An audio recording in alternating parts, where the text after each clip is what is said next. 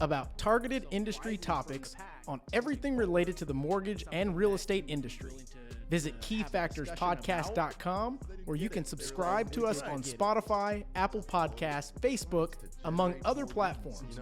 Or visit ReviewMyMortgage.com/KeyFactors and start educating yourself today. Welcome back to another episode of Key Factors Podcast. I am your host, Mark Jones, and we are sponsored by ReviewMyMortgage.com, which is the largest index of mortgage programs nationally. And today I have a pretty awesome guest who has been in the mortgage industry for quite some time, well respected in our industry, and I'll let it speak for himself. John Hudson. John, how you doing? Awesome. Thanks for having me. Absolutely. Before you say, okay, boomer, I'm only 44, right? So it's the years, not the mileage. Absolutely. Yes. That's exactly right. And I would imagine that you being so close to the millennial boomer age, you've adopted a lot of the millennial traits, right? Absolutely.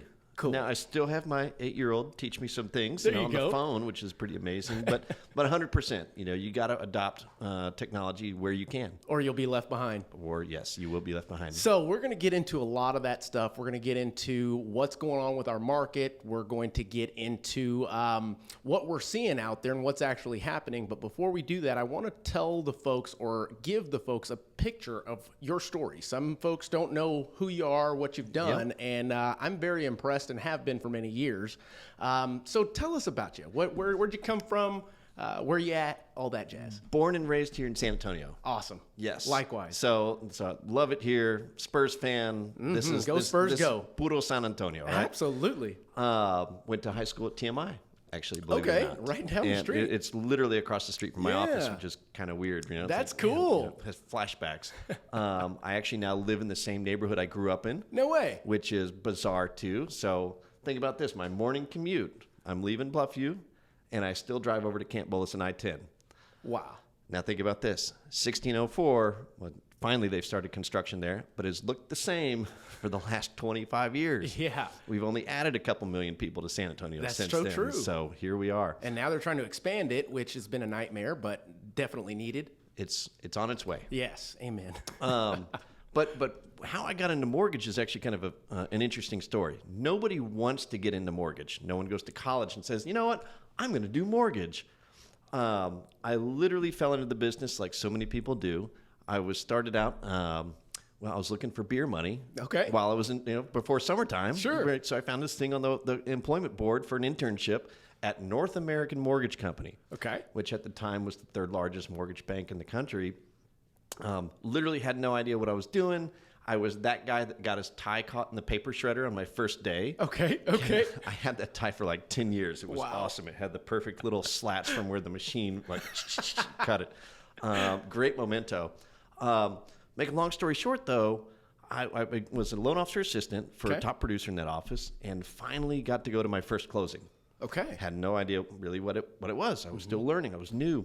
And I can't remember the lady's name, but I'll never forget her face and her hair. Long blonde curly hair. She was wearing blue nursing scrubs, and she started crying at the closing table. Oh, wow. And it was like and tears. This was the buyer. Yes, this was the buyer. This was the borrower. Tears of joy. And she said that she finally did it by herself. She got her and her kids a house and a backyard to play in. Wow. Now, so single mom, nurse. Well, my folks split when I was a kid. My mom was a nurse. So it kind of like it was a sign from God. It tugged at the heartstrings. And I finally realized that, wow, this mortgage thing is pretty powerful. Mm-hmm. We impact people's lives for the better. 100%. Yes. And since then, I really just became a student of the business. I literally left and went and bought a book called How the Bond Market Works. Okay. So, they don't teach you mortgage-backed securities in college. So I kind of had to teach myself to a certain degree. And then continued to be residential loan officer, working with consumers, made a flip over to the wholesale side. Okay. Where we served mortgage brokers and bought loans basically from folks all over the place.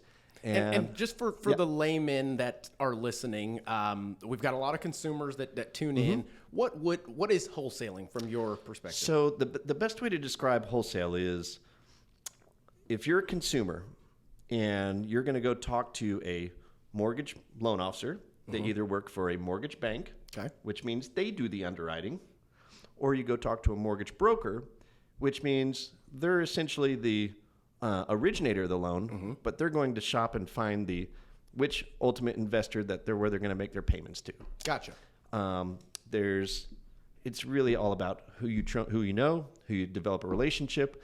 There's pros and cons to using one or the other, but at the end of the day, it's about, do you have a connection with that loan officer that's there to serve you and put you and your family into a home? Trust is so important. So I served the mortgage broker side. Then I became very politically involved. Okay. There was a lot of regulations that made our jobs difficult. It made it harder for consumers. The old saying of the road to hell is paved with the best of intentions. Absolutely. And so somebody had to be a voice, for consumers and small business, and to not let government overreach, make things too difficult. Sure. And what year was this, to put it in perspective? When did I testify? So this was now 2012. Okay. Is when I testified before Congress. Gotcha. So after the 2007, 8, 9 debacle, it took a couple of years for that to kind of set in. Yes. So that was actually a crash. Mm-hmm. So that was a true crash. That's that right. Was, and I know we're going to get into this, but man, it was at such a different time.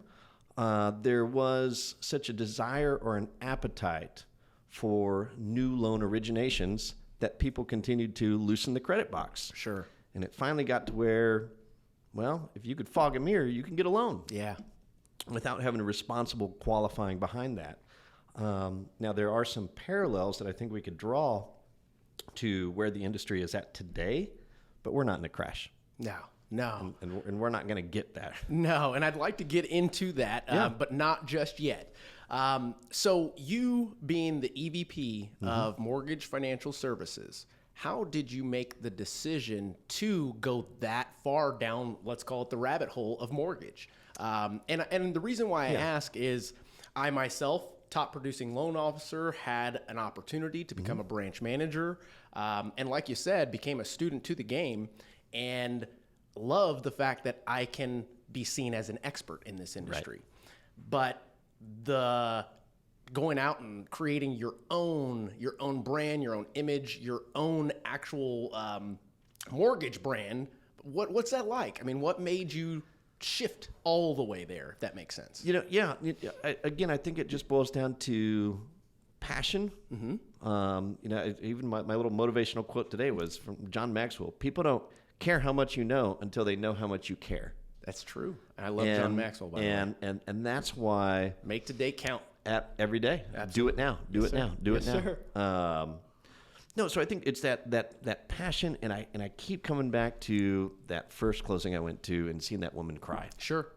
And realizing that, man, we really do we do, as mortgage professionals, do a lot of good in the industry. Unfortunately, from the 07, 08, 09 crash, the economy, the mortgage business got a really bad rap. Yeah. And I think mortgage loan originators got a really bad reputation. I mean, there was a period of time where, people trusted us less than car salesmen. That's right. And members of Congress. Absolutely. Touche. So I finally decided, you know what, I just need to make my own brand. So I tag everything with #MortgagePro, because I do feel that I am an expert in the field. And I tell people all the time, I really don't care if you're a mortgage broker, if you're a mortgage banker. If you're in this industry and you're serving consumers, you got to do the right thing all the time. All the time. And be involved and be engaged. This industry isn't for folks that are just in it to make a quick buck. Right. This is for people that are going to make meaningful impacts in families' lives forever. Back when I was doing a lot of the political stuff, after the 2010 census came out, there were some pretty crazy and telling statistics in there. And it was demographics and household net wealth. And this was the 2010 numbers now, but they're still stuck in my mind. The average household net worth for white families was $121,000. For Asian Americans, it was $69,000. For Hispanics, it was $74.55. Okay. And for African Americans, it was $49.80. Household net wealth. Right. You go, man, how is that even possible? I mean, this is America. How is that possible without getting political? What? I mean, Right. because my brother and I actually have, him and I both being mixed race, we've had this discussion quite often, especially when we're overcoming a borrower in that situation. Right. And that typically is when that comes about, that we flip on our Zoom screen and go, hey, we're the same. Come on now. There you go. But go ahead. Yeah. And so when you really dig down into the numbers, the key driver in that differentiation is home equity, home ownership. Right. And the percentage of home ownership for white families versus Asians versus Hispanics versus African Americans, huge disparity. Absolutely. So now we go back, come full circle. Okay, mortgage professional, what do we do? What should our mission be? And that is, we should be putting families into responsible housing. And and again, owning a home isn't get rich quick. Right. We all should have known that things were coming to a head when Absolutely. Flip This House became a top-rated TV show. But we're talking, long-term generational wealth, and how do we set people on the right glide path? And mom, dad live in the house, they pay it off, they pass away, and now there's an asset that's being passed down for generations. Right. So transgenerational wealth creation. So that's where my mission just kind of came to be. And and I interact with loan officers all day, every day, whether they work for our company or your company or all over the country. My mission is still, how do I educate folks to just go be better in their community and serve more families and put them into that path of homeownership? And then you get into, just think about all the political crap we have going on in our country, and it's the haves and it's the have-nots and it's the this or the that's. Man, it's a huge divide. A lot of it comes back to, if we could put more people into home ownership and wealth creation, then future generations are going to benefit. Absolutely. And I was watching a segment on, I think it's, what is it, Boiling Point, something like that, where they were talking about how these days we should be measuring wealth based on home ownership versus how much money you have in the bank or your stature, things of that nature. And it made perfect sense, because that is the driver for many years that has created that generational wealth. Yep. Even though you don't make $1 million a year type situation. 100%. And that just brings a good point. And I think it is very telling as to where we're going. And hopefully we can continue to preach the good word and get folks to understand that this should be a top priority for you if you're not currently owning. Yeah.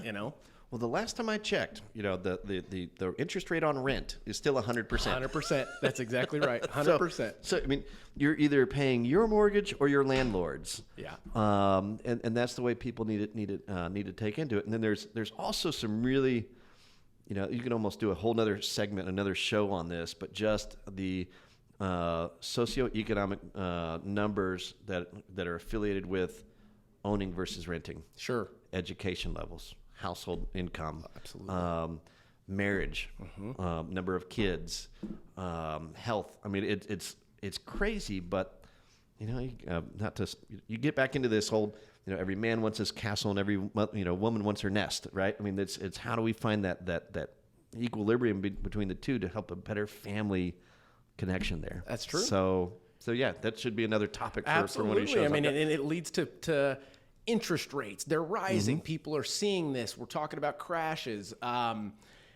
When you see things like that, interest rate, and people say, well, rates are so high right now. And I tell them, well, you can have a 0% interest rate if you put 100% down, kind of back to your point.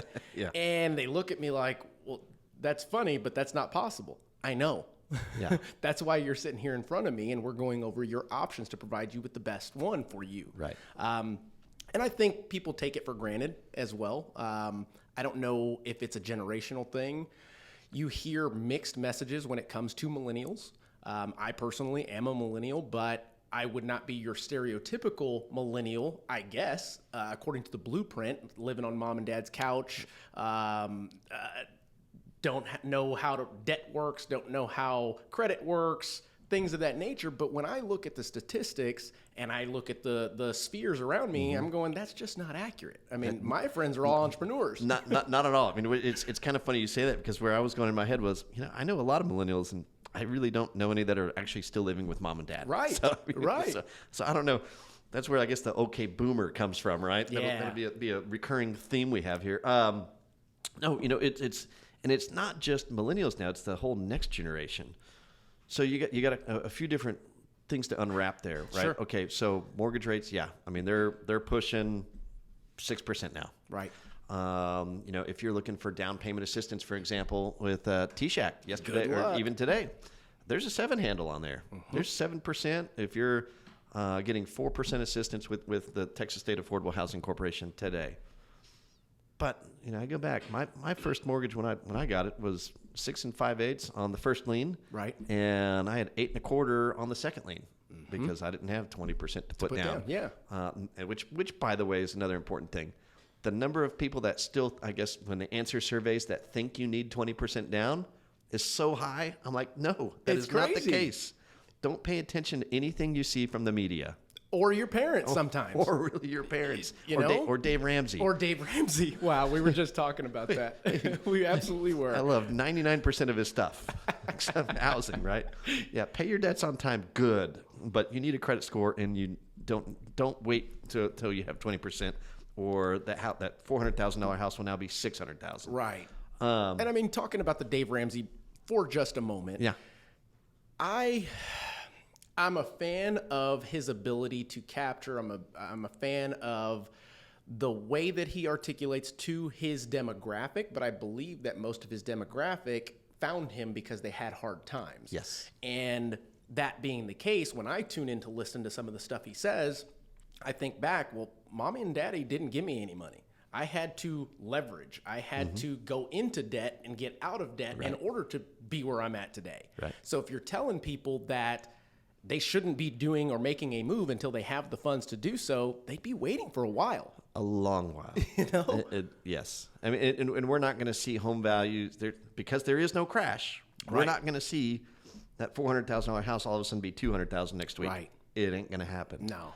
If anything, the trend is only going to continue to grow, which goes again back into home ownership, why it's important, because it's a hedge against inflation. That asset will grow. Absolutely. They're not making more land. Yeah. Except maybe Hawaii. But outside of that, they're not making more land.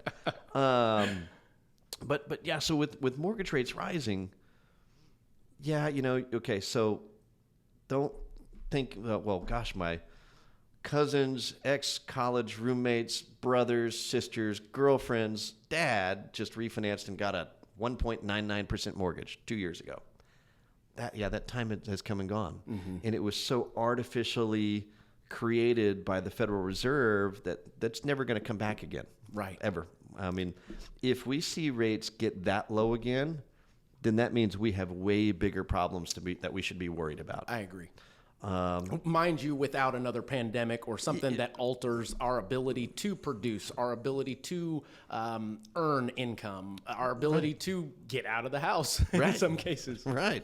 I mean, a mortgage is still going to be, it's still cheap money. Yeah. I mean, you compare that to your credit cards or your car payment, or obviously the 100% you're paying in rent. Yeah. It's still cheap. And the point just needs to be finding a payment that's comfortable for you.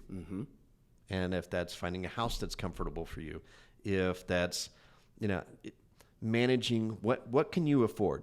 And if that means, hey, maybe you have these other issues in your credit that you need to fix, or, maybe, where I get concerned is where I see 30-year-olds with $1,000 car payments. Yeah. And still renting. And still renting. And I'm like, man, that thing, you're underwater by 30% when you drive it off the lot. Absolutely. So full circle back to the Dave Ramsey thing. I don't know if that has to do with social media and the ability to have this facade and how we took to it, in addition to the next generation that's taking to it and wants to continue to paint this picture and truly having their priorities out of whack. Yeah. I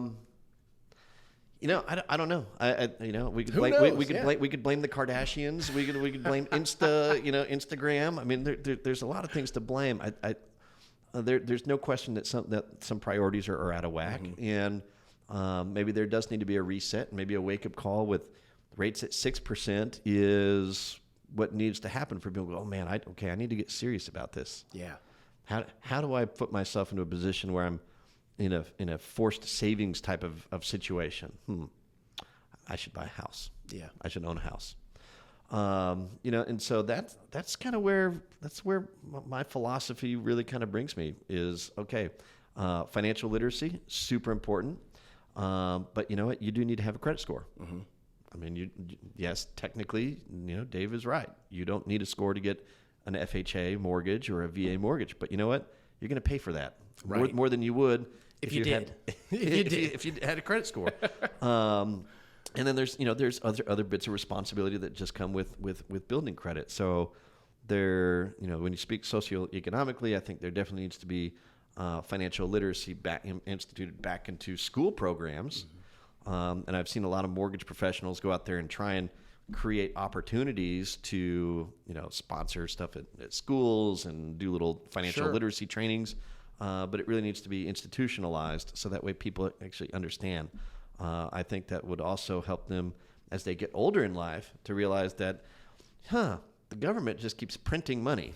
That's not very responsible. Right. Some don't even understand that concept. Right. They don't. Oh, the government's just going to print more. Yeah. And then what? Now, you think $6 for a dozen eggs is good? It'll be $8 next month. And I hate to say it, but those are the same ones that are looking in their bank account or mailbox for that stimulus check. Right. And really not caring how it affects everything else.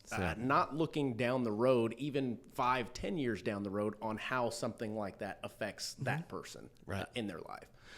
So I want to get into, obviously, the current market, what you believe, all that good stuff. But before that, I had a question, which is, so I'm doing a lot of coaching, mentoring these days. I'm doing a lot of presenting, education, providing, things of that nature.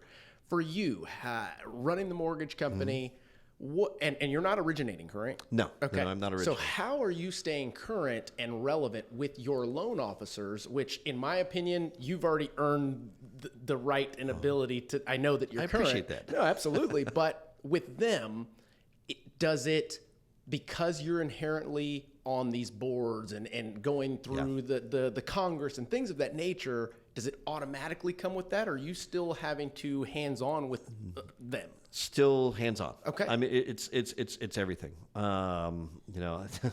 was one of our other EVPs said yesterday, I wish I could just clone you. And I'm like, well, me too. Me too. This isn't Gremlins, and though. in fact, I'm going to D.C. on Monday, right? I shouldn't say storm the halls of Congress anymore. So a bunch of people screwed that up. Be careful. Screwed that up for us. But I'm going to D.C. to lobby our congressmen and senators on several things that ultimately impact mortgage and ultimately consumers, right?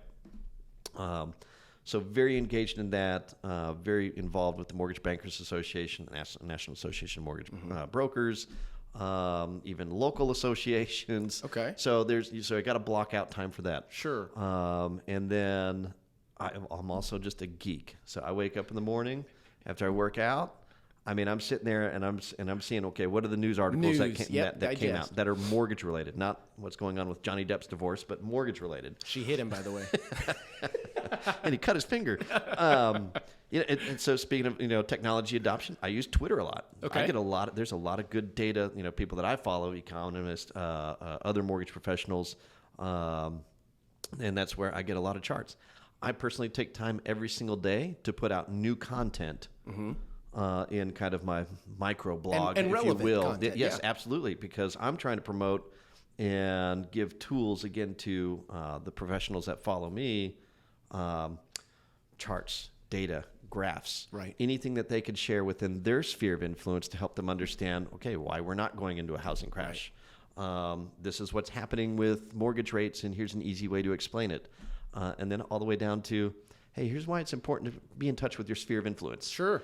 But yes, no, you got to have dedication and focus, and it's kind of like exercising. No one likes to do it, but you just have to. Right. No, it's true.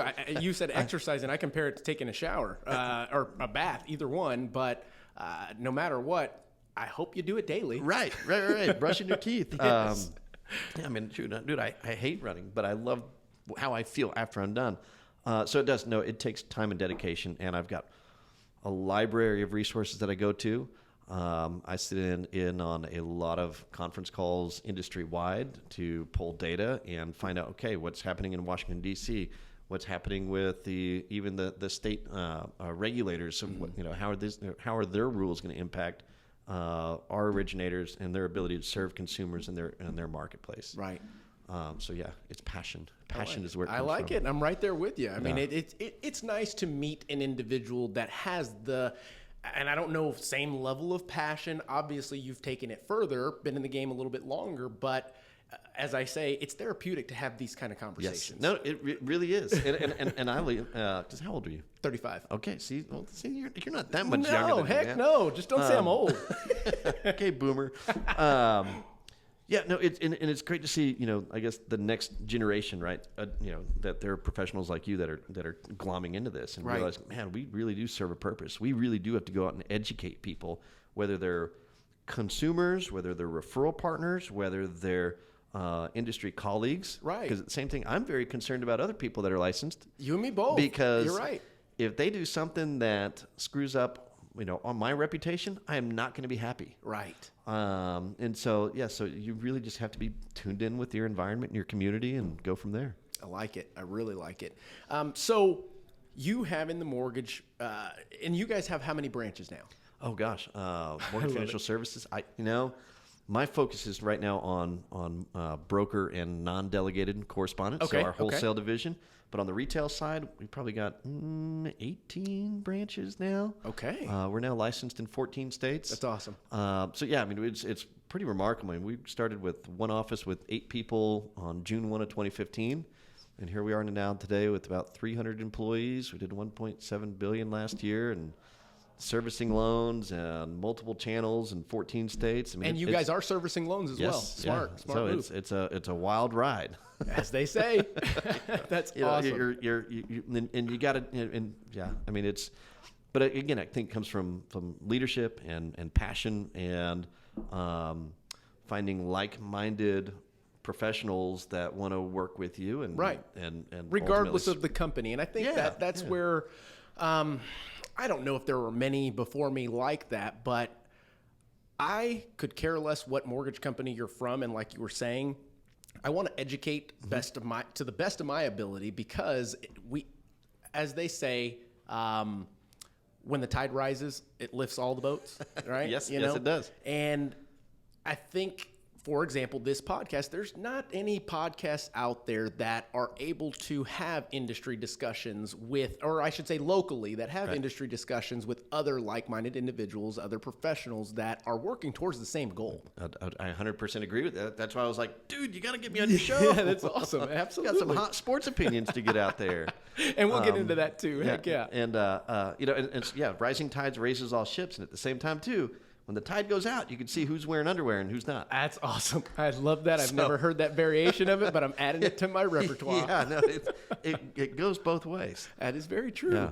So now that everybody knows who you are, where you come from, your background, and why they should listen to this next piece of it, I want to talk about the shift in the market. If you've seen a shift, not only in just mortgage rates, but I'm talking about from paper to digital, from in-person to digital, social. Right.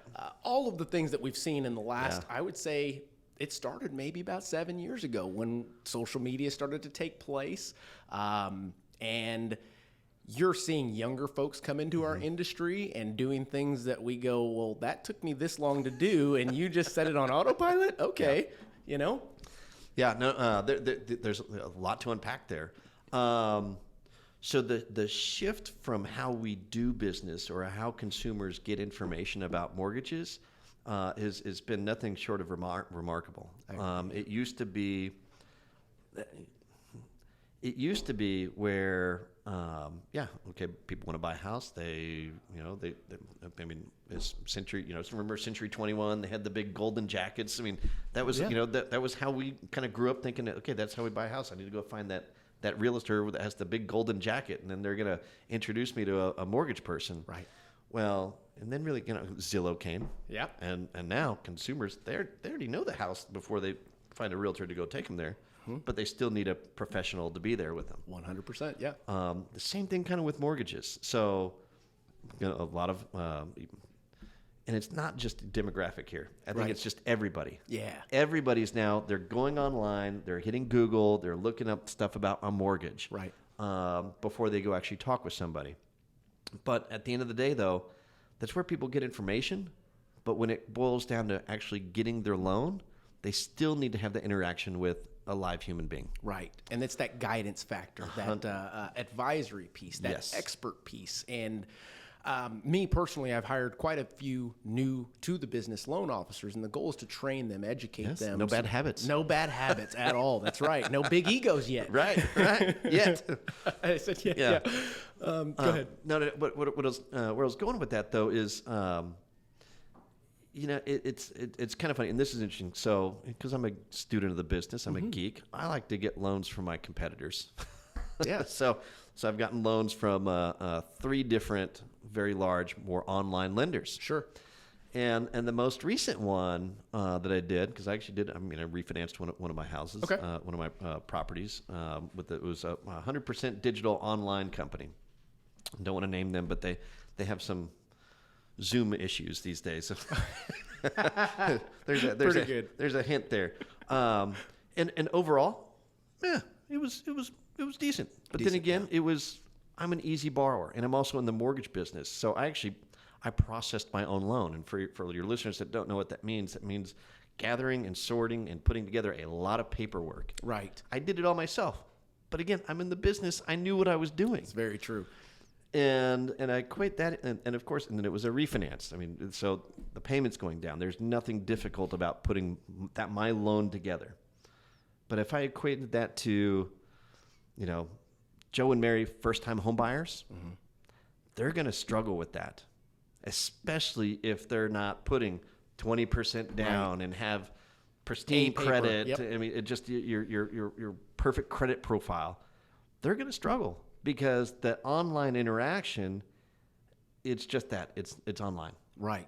I didn't talk to one person on the phone. Wow. It was literally just emails going back and forth, and I knew that my work was being done on my loan in India. Right. It was done off overseas because all the email communication that would come back was coming back at 3 and 4 o'clock in the morning. I was going to say, now I work with a developers out of that side of which there's nothing wrong with that business model, and it is what it is. But again, if you're the first-time home buyer, man, you need somebody local at the end of the day that's going to sit down with you, hold your hand, guide you, present you options. That was another thing that I find that concerns me is a lot of these online places will just say, "Here's your rate." Right. Well, what does that do? I've seen tens of thousands of loans in the 24 years I've been doing this, and not 1 or 2 families are alike. Some situations where, hey, you know what? They're going to be in that house for 15 years. This is a forever home. It's worth, and they've got some extra cash. It's better for them financially to pay some points and buy that interest rate down a little bit. Right. Or, man, these guys are really strapped for cash. They need to have. We need to help them out so that way they're not, one flat tire away from really being in trouble. Right. So you know what? But hey, they can afford a little bit of a higher interest rate, and you know what? Now it's going to reduce their closing cost by $4,000, which they'll be able to keep in their pocket because, well, now they're in the house. They're going to buy window treatments and a lawnmower. But again, that's where the local mortgage provider, consultant, advisor, professional role really comes into play. So internet, whether it's social media or YouTube or anything else, great places to go kind of get some basics. Sure. Like, what is a mortgage? Sure. How does a mortgage work? I pay principal and interest. What is a debt to income? It's some basic information, good knowledge. But at the end of the day, my advice to anyone, work with a local mortgage professional, whether they're my company, your company, or any other company out there. And then I also recommend that you work with a licensed mortgage professional. 100%. Yeah. And I was actually going to ask that Yes. do you believe, and there's no right answer, but do you believe that pay structure has anything to do with the level of expertise that you can get. And I'm talking maybe comparing Walmart to Nordstrom type situation. Yeah, it 100% does. And man, I'm trying to be politically correct here and not be just. We don't have to be PC on this show. Okay, all right, good. No, this is mortgage, baby. This is mortgage. Well, good. One of the great challenges that we have in the industry is how do we deliver the Nordstrom service with the Walmart price? Yeah. Very, very challenging to do. And so you're going to have to kind of find a way to meet in the middle somewhere. And again, that's where I think it boils down to options. Right. And if you're paying too high a rate, you should question it. I mean, you should, and if it's too good to be true, it probably is. Now, where I say licensed, and what I mean by that for folks that don't know, if a mortgage person works for a depository institution, a bank or credit union, they don't have to be licensed, which means they didn't go take a bunch of testing and education hours and everything else. They could literally be, and not that there's anything wrong with bank tellers, we love bank tellers, but they could literally be the bank teller and also be your mortgage advisor. And also be the guy that's going to get you a car loan and also give you a credit card application. Well, when I'm buying a house, I want somebody that's focused just on one thing. Right. What is that saying? The jack of all trades, the master of none. I want to work with somebody that is just a mortgage professional. I mean, I'm trusting you, Mark, because you're going to guide me and my family here on this journey. I mean, holy cow, we're going to be in this house. This is huge. I'm borrowing $300,000. What am I going to do? I'd rather you be that guy that's going to give me options than, hey, and also you can fill this out here and we can refinance your car and get you information. Yeah. And by the way, if you open a checking account, we'll give you $500 gift card. I mean, and 1% back on your credit card. Right. So it's you kind of get what you pay for. Yeah. And I do believe that when it boils down to, well, if you think it's expensive to hire a professional, then go ahead and hire an amateur. And find out. And then at the same time too, and this is always ironic as well, there's also another very popular company that everybody hears their names. You hear them on the radio and the TV and the sports and everything else 8 million times a day. And their rates are super high. Yeah. Well, and then everybody thinks, oh, well, but I push this button, I'm going to get the best deal ever. And it's like, well, no, who do you think's paying for all that advertising? Right. That's very true. I mean, so it's paid for somehow. It's paid for by the consumer.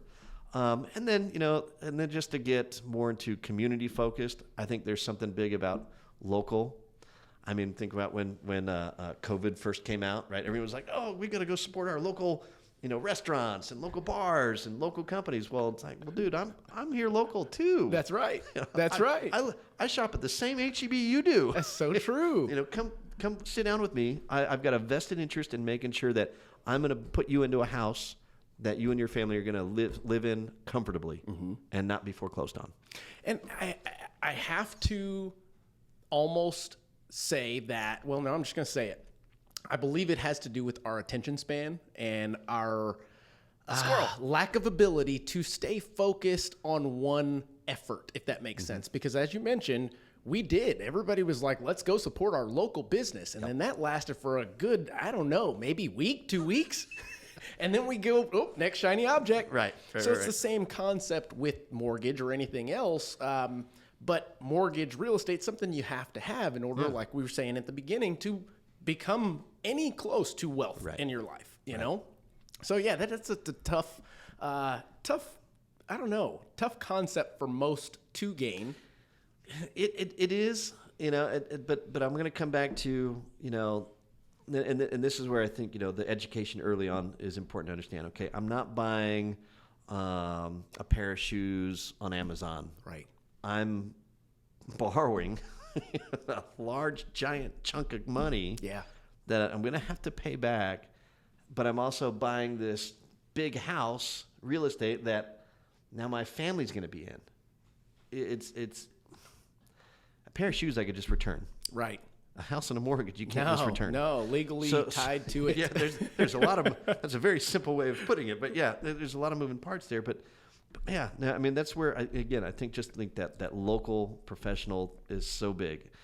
I mean, same thing ties to, real estate. I mean, I hear, people that have bought homes sight unseen, and that blows my mind. I could show you as many pretty pictures as you want to see. Right. But if there's a dump or sewage leak next door, you no wouldn't clue. know. No clue. Yeah. And that's happening right now. I know it is. It is happening all over the place. Yeah. So before we get into that piece of it, I just wanted to say a shameless plug. That is why I came up with ReviewMyMortgage.com, essentially to help consumers out there that have absolutely no clue what they're getting into educate themselves on different programs that they potentially can qualify for. The literature behind it, the key points to it, the positives and negatives to each program. Most lenders, most advertisers, most anyone in this industry nationally is utilizing rate as their only means of capture. And it drives me insane as well, because I will get a customer, and I do originate here and there. My team's still running full speed, but I love getting a customer that says, I need the best rate. And they've got a 650 credit score and 3.5 to put down or 5% to put down. And we're able to show them other options like removing mortgage insurance from there. And they're like, how do you have this stuff? And for me, I want to say, oh, only we have these products, but that's not the truth. Everybody does. Everybody has them. Right. It has a lot to do with the lack of education, lack of, lack of drive for those loan officers out there. The lack of thirst for wanting to know more in regards to the programs, to become that expert, to provide those options, things of that nature. But I do believe as we move forward and real estate mortgage becoming much more difficult, margin shrinking, inventory down, so there's less transactions going around, we're going to see a lot of fallout. At least that's what I'm thinking. We will, and it's not a shameless plug. That's an important and very important plug. Because I've looked on your website and I was like, man, this is actually really cool. There's we're about to launch version 2 of it cool. In about 2 months, and it is a completely different experience. Wow. We've created a borrower dashboard, a sponsor dashboard, to where they can save their programs, come back to it, play with their credit scores. I mean, we put a lot of money into it. Oh, that's great. Yeah, the company wasn't founded to make money. It was truly to educate. And then it turned into something, and we're going, holy cow, we take all this money and let's do another website that is the same premise, but everything we want now. That's great. Now you're going to become an app? Who knows? Who knows? That's the next evolution, next step, correct. It's that education and being a resource is so important. Yeah. And again, whether they get their loan from you or someone else, that's irrelevant for the purpose of it, which is to just educate and help people make informed decisions about where they're going to be shopping. And it's funny you mentioned, folks that may not, or originators, people in the mortgage business that may not, just don't know. So consider this: in 2020, there were 28,000 licensed mortgage originators in the state of Texas. In 2021, that number ballooned to 44,000. Wow. So why? Man, that's a lot of growth. You know why? Because wait, let me tell you. It's because what we do is easy. Right. And you can make a quick buck. Absolutely. Sign me up. Sign me up. And it's crazy, but yeah, I mean, when rates were at 2%, I mean, anybody could do a mortgage. Sure. You're doing a refinance. There's not a lot of structure to it. I mean, in that case, you're going from 4% to 2%. Let's do it.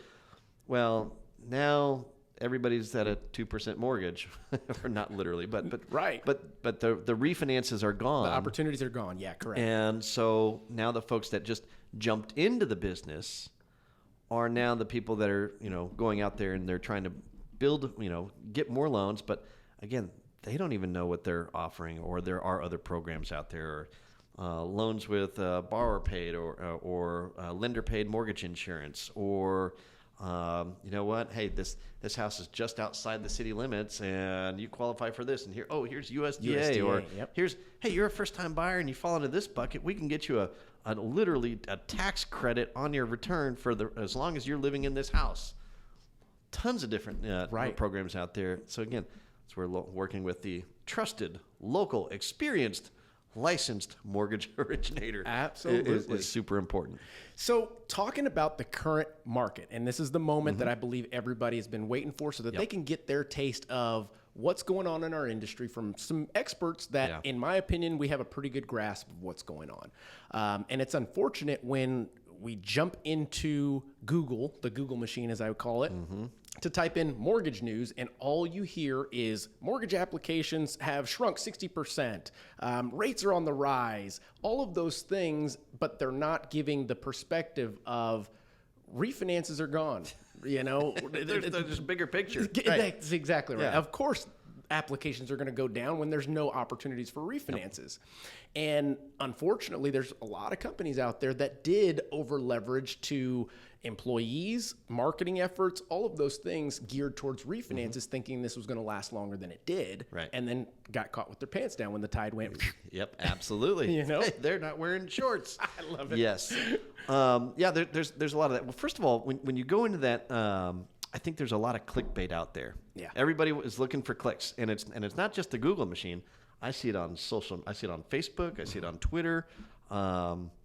YouTube. There's a lot of bad YouTube stuff. Yeah, out no, there. you're right. You're right. And I can't even sit through a lot of it because I'm like, man, if you try and if you do a little bit of research on some of those YouTube guys, they're new to housing, so they're very new to housing, right. and they're using talking points. I've got one guy that I every once in a while. Matter of fact, I'm going to do a reaction video to all of these wahoos out there. Love it. And poke the bear. Absolutely, yes. They've got all these followers, and everybody's going, "Yeah, good point."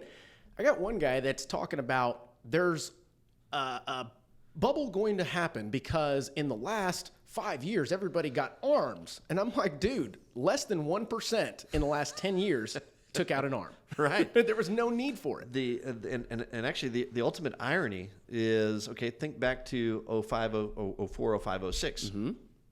There were a lot of people that got arms back then. Well, it actually worked out pretty good for them. Right. Because rates were only going down. That's so true. So it was that's not what caused the crash. What caused the crash was basically fraud, giving loans to people that made $30,000 a year and putting on their loan application they made $300,000 a year. And that wasn't really driven, I think, by the mortgage business, by mortgage loan originators per se.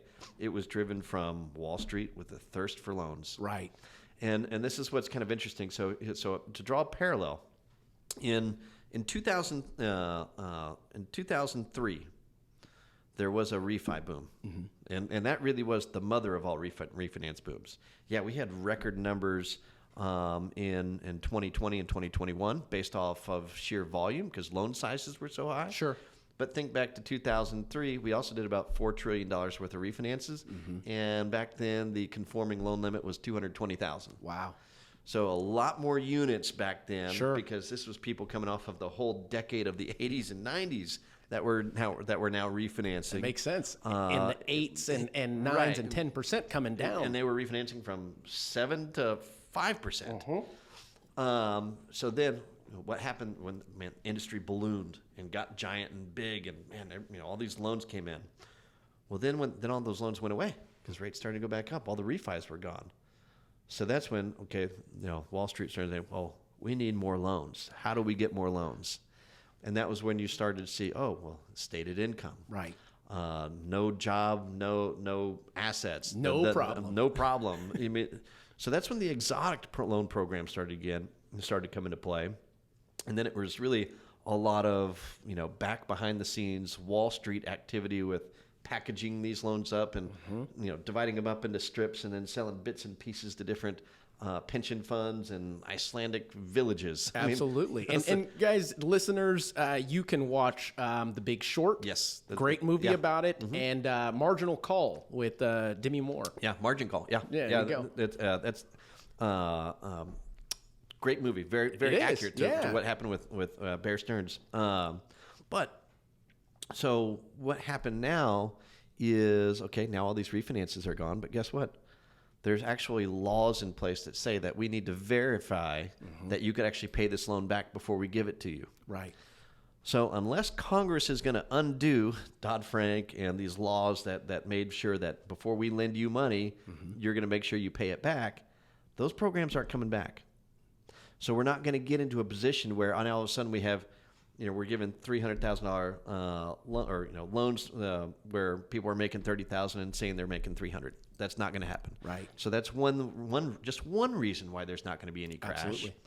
Another reason why there's not going to be any crash, and what this drives me nuts because not enough people are talking about it, but demographically speaking, and you're talking about the just our population growth in general. It's been like the millennials have been like a wave coming. I mean, Gen X, and then this wave of millennials coming through. Well, and then guess what's right behind the millennials? The Gen Zers, and their wave is just as large. Today in this country, there's 4.7 million 30-year-olds. Wow. And guess what? They don't want to live with mom and dad. No. And they're eventually going to do what?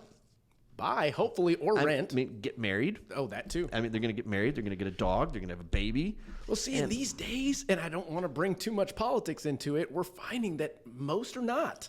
Most are staying single. Most aren't getting married. Most aren't having the kids. It's happening later. Touche, yeah. So it's not that they're not. It's just happening later. I mean, I'm a Gen Xer, but damn, I mean, my daughter, I was 35. You're a spring chicken. I don't know what you're talking about. I was 35 when I had my first kid, but I was a late bloomer compared to a lot of my other buddies. Sure. I mean, their kids are getting out of high school now. I'm like, I still got a ways to go. Yeah. But they're just waiting longer. So eventually, it's going to catch up. Yeah.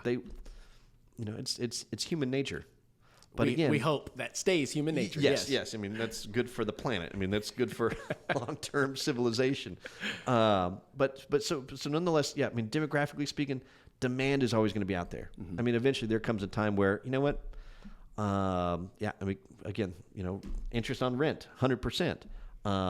Wouldn't you rather own your own house? Absolutely. It is a forced savings. And another thing that I don't know if I mentioned it on my recent video, but I'm thinking about it now, and I haven't looked up the statistic, but I'm wondering if you think the same. Back then, when you had all of the stated income, stated assets, offering folks multiple loans, I wonder what the statistic of when that happened, how many primary residents actually went belly up versus how many borrowers were over leveraged with investment properties that when that took place, the tenants couldn't pay their rent. The owner or new to the business investor owns this property, and they never should have owned it in the first place. We're relying on that rent. Right. And then they go belly up. I'm sure I can get that from anecdotally speaking. I'm sure I can get that data. That'd be nice to know. I can get that data. Anecdotally speaking and just experience-wise. So think about this. A lot of these loans went bad in, 08? Right. 09. It started in 08, 09. I mean, that's trickled on to 12. So the bust started to happen. The loans, Wall Street started to fall apart. Oh, yeah. Real quick. in 06 and 07 when people realized that, oh, man, these people can't pay it back. Well, then it really started to impact the whole global economy. And then that's when you started to see layoffs and a true recession, right? I mean, right. There was no liquidity in the marketplace. That was a crash. And that's where the foreclosures started to happen because, it really wasn't. It was people didn't have jobs. They couldn't pay their bills. Now, did you have some jingle mail? Yeah, there was a lot of jingle mail. And what I'm referring to is with jingle mail, people would actually put their keys in an envelope and mail them back to whoever the owner of the mortgage was. No way. Yeah. So wow. That I heard that term coined at the Midwinter Housing Executive Conference in Salt Lake City. Wow. In 2010. Now, were people actually doing that? People were actually doing that. Wow. Yeah. So you had this massive property appreciation, right? And there was a buzz, but I'll do some research and you could do a follow-up segment on that little piece. I'll find out, but where I'm going with that too is, okay, here's another reason why there won't be a crash. What did we learn from COVID? We learned that we could still sustain at least our employment if we have access to the internet and computer. Well, there's that for sure. 100% there. Where I was leaning with that is the government's not going to let that happen again. Ah, touche. So, I mean, there were a lot of people that lost their jobs for, when COVID came out. I mean, it was just shut the economy down. What did the government do? They said, you don't need to make your payment. That's true. Yeah. And they implemented forbearance program for up to 12 months. Interestingly enough, now the vast majority of loans are now out of forbearance. Yeah. I mean, when I was looking at that was it gave me hope, to be honest, because you've got so many Americans that did get affected by COVID, right, and did utilize forbearance and did get back on the right side of the tracks quickly. Yes. I mean, and there were a lot of people, just like anything else from the government. Did they come running out of the gate too fast and not think about the unintended consequences? Yes. And that's what broke the funding mechanism for a while. Yeah. With mortgages. And were people getting it that didn't need it? Yeah, there was a lot of that too. Absolutely. But for the folks that did need the forbearance, I mean, it was a good program. So, I mean, there were people that legitimately couldn't make their mortgage payments, and they were able to, stay in their house. So will you see some clickbait about, one-offs? Absolutely. But I mean, less than 3% of all loans that went into forbearance are still in. Absolutely. Less than 3%. I mean, you're talking trillions of dollars worth of home loans. Right. And so the government is now going to look at that forever and go, man, okay, so if we do have another giant recession where now the economy starts falling apart and we're having mass layoffs and everything else, I get 100% guarantee you they're going to come out with some other type of forbearance program like that to not allow the forbearance or not allow the foreclosure crash from 2010, 2011, 2012 take shape again. And that's pretty cool to hear, because yesterday I did a quick video with one of my loan officers, and I was talking about, is a recession coming? And I think, yes, it is coming. It's possible that it wouldn't if rates do continue to rise and it slows it down, all that jazz, but I do believe it's going to come. Yeah. Is it going to be 6 months, 8 months, a year, 2 years? I don't know. But what's cool about that is this recession is not going to be like any other recession that we've had, in my opinion, because typically recessions affect real estate as well. In this case, and in my opinion, it's not going to affect real estate too much at all. At least not in Texas, and I can only speak for Texas, y'all. That's true. I mean, everybody's flocking here, and that's why we have, the inventory issue that we do today. No, what we do have is an unhealthy market. Okay. Yeah. And it's unhealthy for a couple of reasons. There's not enough inventory. So, I mean, positive sign that came out yesterday, housing starts are finally back to like a 2006 level. Right. That's very important. The problem is there's not enough housing completions going on right now to fill that gap or to fill that void. That eventually will work itself out once we get supply chain issues going back. I kind of make fun of my political friends when they talk about immigration stuff. It's like, no, we need those workers. Oh yeah, we absolutely do. We need people to build homes. And they ask why, and I say, "Where are you going to do it?" Yeah, exactly. It's hot August. That's right. So we need people to build houses. That inventory will eventually catch back up. But here's another reason: we're not going to see property values drop because there's still such large demand. Yeah. Now, will the home price appreciation slow down? God, yes. We hope so. And it needs to. To be honest, yeah. It's not sustainable to have. I mean, I saw my property tax bills. You and me. They just came out like last week. I mean, yeah. So my wife sent it to me in a text and said, "You see this?" I know it's not 420 anymore, but I want whatever they were smoking. I love on some of those. But yeah. So I think this is my hot sports opinion here. I think we basically got like 3 years worth of home price appreciation in the last year and a half. I agree.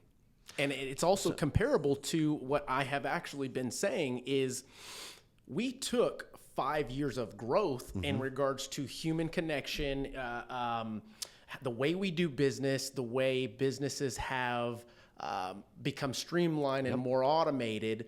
That was going to take, let's say, 5 to 10 years and shrunk it into 2 because they had to. They had all of these things, Walmart's, all the companies out there had all these things that they were testing to be able to do these things already. And they went, let's just deploy it. Let's go. We had to roll it out. That's I mean, right. all of a sudden, now I went to my office every day, but I was the only one there. You and me both. And it's because, the people needed to see that there was a captain at the ship, right? Yep. And so it's like, but there I was 8,000 square feet all by myself. I think I was actually, there were decades where I was looking in the parking lot. I was the only one in the building. I believe that. I believe that. It's kind of creepy. I was thinking, man, it's like The Shining. But yeah, so you had to roll it out. So it did change the way that we had to do business. Now we're doing Zoom more often, or Teams, or GoToMeeting, whatever, virtual, wherever you're at. It's a virtual environment now. And what's funny, and this can go down to another rabbit hole, but everyone always talks about, the robots are going to come take our jobs. No, actually, they're not. They're actually going to. Well, your job, maybe. They're actually just going to force people to evolve and change the way we do business and only get more efficient. Absolutely. I mean, I have hope for my daughter. I mean, I swear that whatever she does with her life, that job has probably not even been invented yet. I agree 100%. I mean, I have an 8-year-old. She's 8. Yeah, she's 8. So relate. So 8 going on 19. There you go. Yes, just like mine. Yes. Oh, yes. Lots of sass. That's so true. But yeah, so will the way that we do business continue to evolve? Yes. But at the end of the day, when we come back down to, here's the largest financial decision of your life. Right. Whether I'm meeting in person or on a Zoom call with you, and I'm here locally, that's important. Because if I do anything wrong, you know where my office is at. You can still come find me. And with 100% of Americans should be looking to purchase, if you don't already, I believe the statistic is like 80% of them will need to finance. Yeah. Oh yeah. No. I mean, it's huge. And so okay. So I want to touch on another point too, and that is, whenever you hear the news media quote an interest rate, mortgage rates are now at 5%. Yes, if you want to use it as a barometer, maybe, but don't give it much credibility. Correct. Because and that's where I think a lot of the misinformation is coming from, because that statistic that they quote, that little interest rate quote they throw out there, 5%. Well, that's based on a 740 credit score, putting 20% down, and paying 1 discount point. In this location. Yeah, in this location. That's right. And, so well, that's great if you're that borrower buying in that location with the 740, putting 20% down. But that's not America. I agree. And you don't need to have 20% to put down in a house. The important thing that comes back down to is, what's the best way for you to save money in the long run and build wealth for your family? It's through home ownership. Absolutely. And because life is expensive, it is hard to just save money every month and put it away. So, you could do it in your house. That's a great place to start. Yep. At least, Yeah. So as we wrap this thing up, God, I could go for another hour with I you. know. we need some beers in here. That's right. Yeah. You see the bar. Oh, all right. There it is. So the idea of consumers going online, looking for interest rates, things of that nature. Have you come across the Google tool that they have now? Yes. I think it's pretty damn accurate. It's,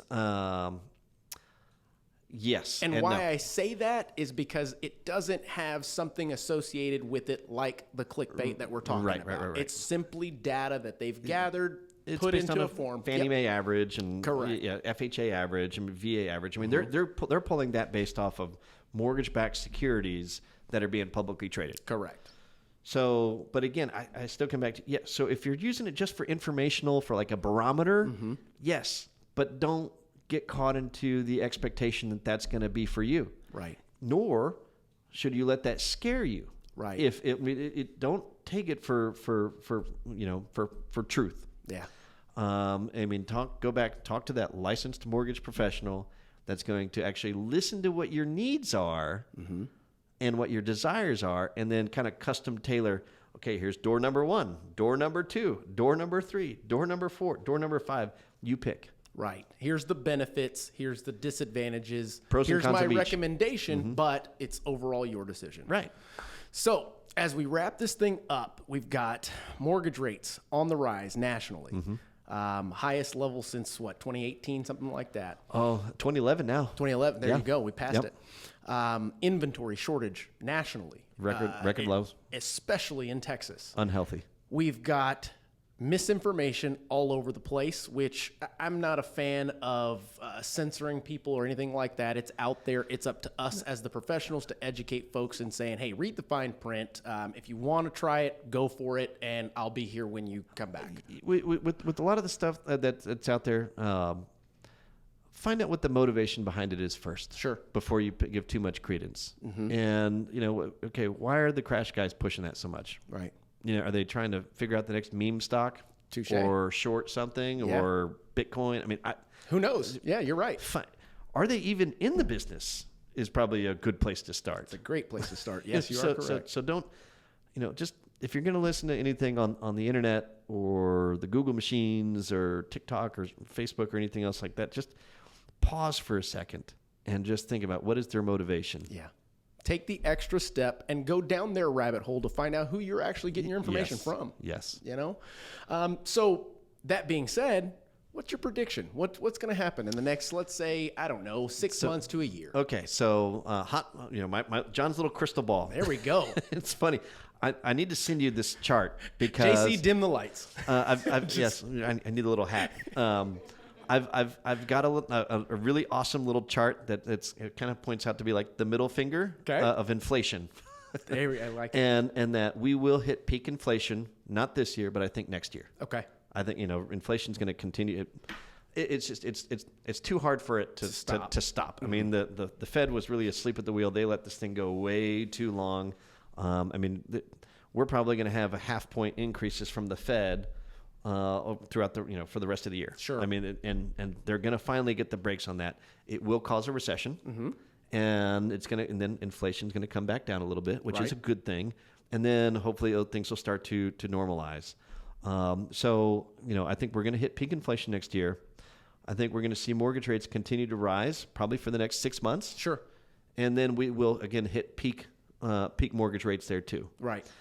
Because there's a lot of different factors in play with mortgage rates. Why do I think they're going to continue to go up? Because the Federal Reserve has like $2.7 trillion worth of mortgages on their balance sheet, which ironically enough is owned by us. Right. And aren't they running that off again? Yes. And so, well, how do you run off a 2% mortgage-backed security coupon right now when everyone else is trading at 5%? Correct. You sell it at a steep discount. That's right. That's right. And so they're going to continue to sell these at steep discounts, which is ultimately going to put more inflationary pressure onto existing new issued mortgage-backed securities. So, which the only way, if I'm an investor, I'm either going to find the best yield or the best discount. And so we're going to have these two competing forces. So that's going to drive mortgage rates up probably for the next 6 months or so. But then I think we'll teeter off, and then we'll see them come back down. I think a healthy place is anywhere in that 4.5 to 6.5 range. Absolutely. I mean, for a long term, and it's still below historical mortgage rates. It is. Yeah. Historically, we're 7, right? Yes. Yeah. Even 7.5. Something 7.5, like that. yep. It's something like that. So, crystal ball, we're going to hit peak inflation. So in a year from now, we're looking at a much better picture. Mortgage rates will continue to climb, but eventually they're going to teeter off to like in that same trend line. We will see it kind of shape back down. It's the middle finger. The middle finger. And then housing inventory. So good news is it's not as profitable for home flippers anymore as it used to be. You're right. And so as one, yes, you're right. So I mean that's see, I'm a buy and hold guy. So with that, so if there's less flippers that are wanting to buy inventory to turn it, then there's going to be less demand there, right, which is going to lead to ultimately more inventory. And when you don't think that, well, 1 or 2 houses here and there don't matter, it matters a lot. Absolutely. in this current environment. And then who knows how long the supply chain thing is going to get into come into play. But I think home builders, at the very least, at least now they've got more construction starts. Right. That's going to catch up in the next year. And so eventually we will see more completions and we'll get back to a healthy place. How about all of these builders that started homes qualifying folks at your 2-3% interest rate? Now the homes are becoming completed and they're at 6. Yeah. Most we don't qualify, no, we see not most, but some. I mean, some. We do see a lot of that. And if they don't qualify, they don't qualify. Yeah. But there's buyers, there's demand right behind it. Up. So, I will say this. I think there's some bad behavior from some of the builders right now. I agree. It's not the home buyer's fault that they can't get an appliance. It's already baked into the sales price of the contract. Twice. And when that borrower needs to have their lock extended, the builders should be chipping in and helping out. Absolutely. And I'll just leave that one there. Let's sit that for a moment. Yeah. Sit that on the shelf. So as we close out, is there anything that you'd like to give in way of advice for loan officers, realtors, consumers, anything? Yeah, for loan officers, I mean, really study your craft and know your why. Absolutely. There's getting into this business, and I go back to that first closing that I attended and saw the impact that we have, the positive impact that we have on people's lives. Know your why, and if you do things for the right reason, the money will follow. Absolutely. You should look at this as a career, not as a job. So now, if you got in the business in the last couple of years because it was easier, but now you found that passion, great. Continue on. And then and this goes back for realtors and loan officers. Communicate within your sphere of influence. Make sure people know what you do. Right. We're coming off two of the best years in the history of real estate and mortgage, to arguably what's going to be in the next 2 years is going to be two of the toughest years in the history of real estate and mortgage. Mm-hmm. So the winners are going to be the folks that can have the most meaningful connections within their spheres of influence. And there's a theory that says, Dunbar's theorem that says that, average person can only have 150 face-to-face relationships. Well, that was obviously pre-Facebook. Sure. But if you take 150 and they know you as the go-to mortgage or real estate person, and you could utilize that to get into their 150, well, what's 150 square? 22,500. There you go. So now extrapolate that into what does social media do for you? So communicate with your sphere of influence and make sure people know what you do. Absolutely. I mean, it goes back to the basics. It's easier now with technology. And then for consumers that are looking to buy homes, don't rush into anything. Don't get caught up into the frenzy. If you didn't get that house, it wasn't meant to be. I like that. But just it's just not the right one. The right one is when it happens. Sure. So keep the faith, educate. If you're renting right now, but you're thinking about buying, talk to a local licensed mortgage professional and start to even get some ideas of, okay, well, what would my payment look like at this? And kind of get some idea and start kind of playing with your own little budget. Absolutely. And maybe look at, you know what? Maybe I should refinance the car, and or maybe I should get a new car. Maybe, really figure out your personal finances. Figure out what's a good payment. Have realistic expectations. You're not going to borrow $400,000 for $1,000 a month, but have realistic expectations, and just keep your eye on the prize. I like that. John, it's been awesome. Yes. It truly this has. is awesome. And Thanks we're for going to having have to do this again. Yes. So that we can follow up on a lot of these I know. nuggets that we've dropped here. We did drop a lot of nuggets here. So mark the date and let's come back in 6 months and go, okay, where are mortgage rates at? I like that. Absolutely. Well, guys, gals out there listening, there were a lot of key factors in this episode that we can take to the bank in cash. I'm not going to go over all of them because there were so many in this episode.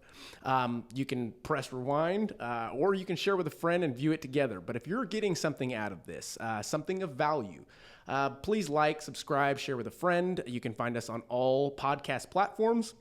In addition to a second show that we do, which is Millennial Market Talk, and it's just mortgage updates.